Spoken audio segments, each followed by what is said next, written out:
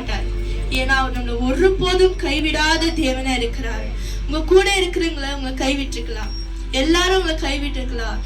சிலுவையில ஏசப்பா தொங்கும் போது நம்மளோட பாவங்கள் எல்லாரும் அவரு எடுத்துக்கினார். அதனால பிதாவே ஏசப்பாவை கைவிட்டார். அதனாலதான் அவர் சொல்றார், யார் உன்னை கைவிட்டாலும் நான் உன்னை கைவிடாத தேவனா இருக்கிறேன் ஏசப்பா சொல்றாரு. நான் எதுவுமே ப்ரிப்பேர் பண்ண, ஆனா ஏசப்பா இங்க நிக்கும் போது எனக்கு அவரு என் கூட பேசுறாரு. ஆமீன். அதுதான் சொல்றாரு, யார் உன்னை கைவிட்டார் அவனை கைவிட மாட்டேன்னு சொல்லிட்டு. மேத்யூ 27:46 கூட சொல்றாரு இந்த மாதிரி, my God, why have you forsaken me? அப்படின்னா எதுக்கு என்ன கைவிட்டீங்க பிதாவே, பிதாவே என்னை எதுக்கு நீங்க கைவிட்டீங்கன்னு ஏசப்பா சொல்றாரு. அது கூட அவங்களோட பாஷத்துல ஏசப்பா சொல்றாரு, எலோயி எலோவி லம்மா சபா சாத்தினின்னு சொல்றாங்க. அப்படின்னா அதேதான், பிதாவே பிதாவே என்னை எதுக்கு நீங்க கைவிட்டீங்க. ஏசப்பாவே கைவிட்ட நிலைமையில இருக்கும் போது அப்போ நம்மளுக்கு உபத்திரங்கள் வரும்.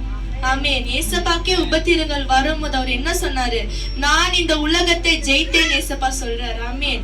இந்த உபத்திரங்கள் மத்தியிலும் நான் இந்த உலகத்தை ஜெயிக்கும் போது உன்னாலே இந்த உலகத்தை ஜெயிக்க முடியும். அதுக்கு நீங்க என்ன பண்ணணும்னா அவரோட கரத்தை நீங்க பிடிச்சிட்டே இருக்கணும். ஏசப்பா அவங்களை கைவிடாத தேவன் தான், ஆனா நீங்க தான் அவரை விலகி விலகி போறீங்க. அவர் வெயிட் பண்ணிட்டே இருப்பாரு, எப்ப என் மகன் என்கிட்ட வருவா, எப்ப என் கூடவே வருவான்னு.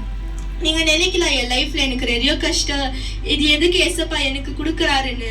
ஆனா அது எதுக்குன்னு உங்களுக்கு தெரியுமா? நீங்க கஷ்டத்தினாலனாச்சு ஏசப்பா கிட்ட நீங்க வருவீங்க, அதனாலதான் அவர் கைய நீங்க பிடிப்பீங்கன்னு சொல்லிட்டா அவர் என்ன பண்றாரு, நிறைய கஷ்டங்கள் நம்ம வாழ்க்கையில கொடுக்குறாரு. அதுதான் அவர் சொல்றாரு, என்ன உபத்திரங்கள் வந்தாலும் நீ அதை மேற்கொள்ளுவ, ஏன்னா நான் இந்த உலகத்தை ஜெயித்தேன், நான் உன்னை கைவிடாத தேவனா இருக்கிறார். பிதாவே கைவிடும் போது ஏசப்பா நம்மளை கைவிட மாட்டார். ஆமென். அதுதான் சொல்றாரு. இந்த பீட்டர் கூட பாருங்க, தண்ணில போகும்போது ஏசப்பா என்ன பண்ணாரு, உனக்கு விசுவாசத்தோட இருந்தா நீயும் நடுக்கலான்னு சொன்னாரு. ஆனா பீட்டர் நடந்தாரு, ஆனா சின்ன கேப்ல விசுவாசத்தை அவர் விட்டுட்டாரு. அப்ப கூட ஏசப்பா கைவிட்டாரா?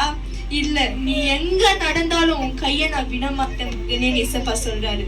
இன்றைக்கு உங்க வாழ்க்கையில நீங்க கைவிடப்பட்ட நிலைமையில நீங்க இருக்கலாம்.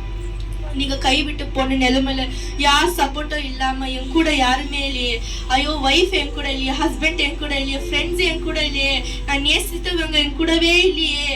யாரும் நம்ம வாழ்க்கையில பெர்மனன்ட் இல்லாமே, யாரும் நம்ம லைஃப்ல பெர்மனண்டா இருக்க மாட்டாங்க. நம்ம கூட இருக்கிற தேவனால் இயேசுவா மாற்றினார்.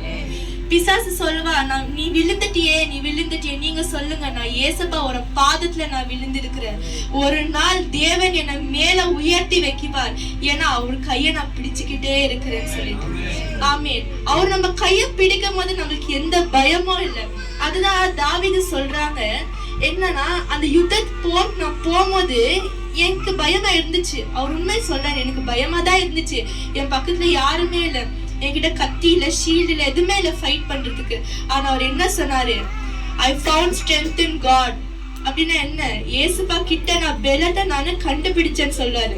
அதே மாதிரிதான் அவங்க வாழ்க்கையில கோலியாத்த போல நிறைய கஷ்டங்கள் முன்னாடி வரலாம், கடன் பிரச்சனைகள் நிறைய வரலாம். அதுதான் ஏசப்பா சொல்றாரு, உலகத்தை நான் ஜெயித்தேன்னு. அதே போலதான் இவ்வளவு பிரச்சனைகள் வந்தாலும் அவர் உன்னை கைவிடாத தேவனா இருக்கிறான்னு உங்களுக்கு தெரியும். என்ன நிலைமையான என் தேவன் என் கூட நிற்பார். அதுதான் சொல்றாங்க, அவங்க கூட இருக்கிறவங்க வெறும் ஒரு மனிதர்கள் தான், ஆனா நம்ம கூட இருக்கிற தேவனா இருக்கிறார்.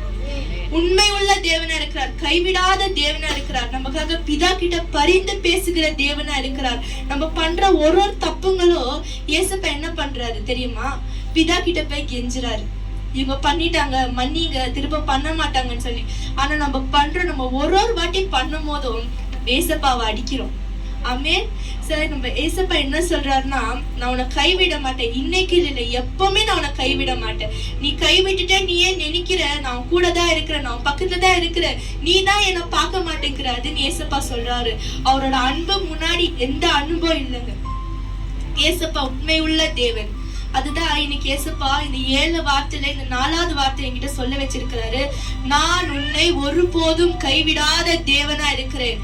ஏசப்பா நம்மள கைவிட மாட்டாருங்க. எந்த சூழ்நிலை இருந்தாலும் உன்னை கைவிடாத தேவனா இருக்கிறார். அவர் கையை நீங்க பிடிச்சிட்டு இருங்க, நீங்க விடாதீங்க அவர் கையை. நீங்க ஒன்ஸ் அவரை பிடிச்சிட்டீங்கன்னா அவர் உங்களை விடவே மாட்டாரு.